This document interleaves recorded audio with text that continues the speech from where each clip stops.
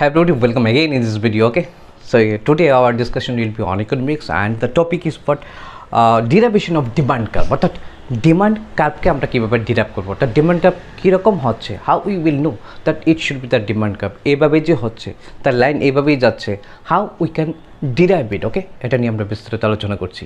Okay, before that you need to know the demand schedule. Demand schedule একটা আমরা ধরে নিয়েছি, এই হচ্ছে আমাদের ডিমান্ড শিডিউল। এখানে দেখুন প্রাইস রয়েছে আর রয়েছে কোয়ান্টিটি, প্রাইস অ্যান্ড কোয়ান্টিটি।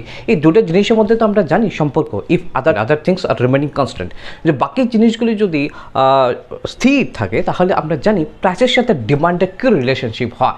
সাধারণত প্রাইস যখন বৃদ্ধি পায় আমাদের ডিমান্ড কমে, আর প্রাইস যখন হ্রাস পায় দ্যাট মিনস কমে, তখন আমাদের ডিমান্ড কী হয়, বৃদ্ধি পায়। ওকে, সি হিয়ার, ধরো একটা কলম প্যান কিনতে হচ্ছে, প্যানের প্রাইস রুপিস পার পেন। ওকে, একটা কলমের যে দাম হচ্ছে 10 রুপিস।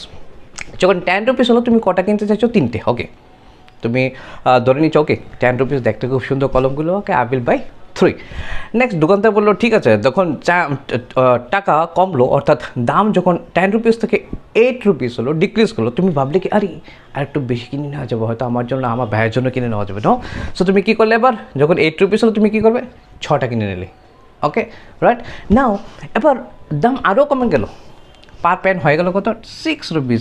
তো তুমি আবার ঠিক করলে no, I will buy then 10 pence. কয়টা কলম কিনবে? 10টা কলম। তো এখানে হচ্ছে কোয়ান্টিটি, এখানে হচ্ছে তোমার প্রাইস। সুতরাং দাম কমার সাথে সাথে তোমার কি হলো, কোয়ান্টিটি ডিমান্ড বেড়ে গেলো না? উল্টোভাবে দেখতে পারি, যখন 6 টাকা ছিল দাম, দেন তুমি 10টা কলম কিনতে রাজি ছিলে, but when it is increasing, যখন 8 টাকা হয়ে গেলো প্রতি কলম, তুমি বললে না 10টা কিনতে পারবো না, I will by only 6। Accordingly যখন দাম 10 টাকা হয়ে গেলো পার প্যান, তুমি কয়টা কিনলে? মাত্র 3টে। এমন হয়। Okay, so now do you think this relationship is correct? No, generally এমনই তো হয় না, ঠিক না? তো এই ডিমান্ড শিডিউল থেকে তাহলে আমরা কীভাবে আবার ডিমান্ড কার্ভটাকে ডিরাইভ করতে পারি, রাইট? চলো এই ঘটনাগুলি একটা গ্রাফের মাধ্যমে আমরা রিপ্রেজেন্ট করার চেষ্টা করি। দেখো এখানে X axis, this one is Y axis. Okay, আমি এদিকে মাপছি কি কোয়ান্টিটি ডিমান্ডেড, কতটা কোয়ান্টিটি আমি ডিমান্ড করছি, আর এদিকে মাপা হচ্ছে প্রাইস, কি প্রাইস, দাম। ওকে, ওই প্রোডাক্টের দাম, অর্থাৎ কলমের দাম, এখানে কতটা কলম আমি কিনছি, রাইট?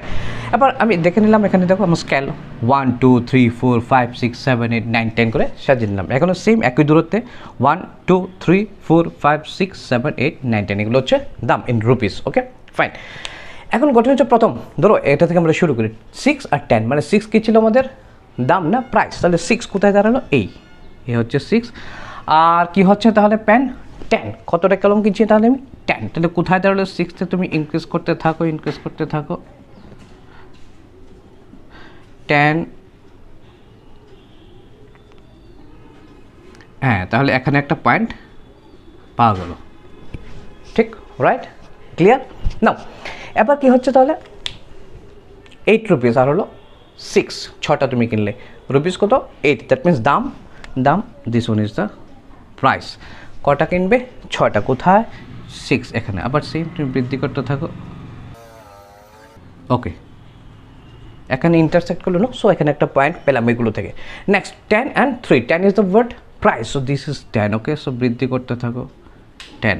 আর কি হচ্ছে আমার? Quantity 3। Okay, where is 3? This one is 3। Okay, কোথায় ইন্টারসেক্ট করলো? এখানে পয়েন্ট পেলাম, no, so let it is A B C. The demand শিডিউলতে আমি কী বললাম? এ বি সি, 3টা পয়েন্ট পেলাম না? তো এবার এই পয়েন্টগুলিকে যদি আমি কানেক্ট করি, এটা তো আমার ডিমান্ডকে রিপ্রেজেন্ট করছে, ঠিক কি না? রাইট, সো আমি কানেক্ট করি, আমি যদি একটু বাড়িয়ে দিই এটাকে, so this is actually the word demand curve, that it is d dash.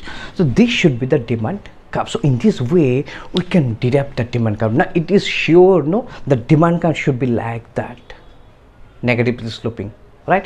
Now it is clear, no, how to derive the demand curve, how a demand curve will be, একটা demand curve এর চেহারা কেমন হবে, right? I think you have understood. Okay, thank you very much for watching this video and keep watching my next videos also.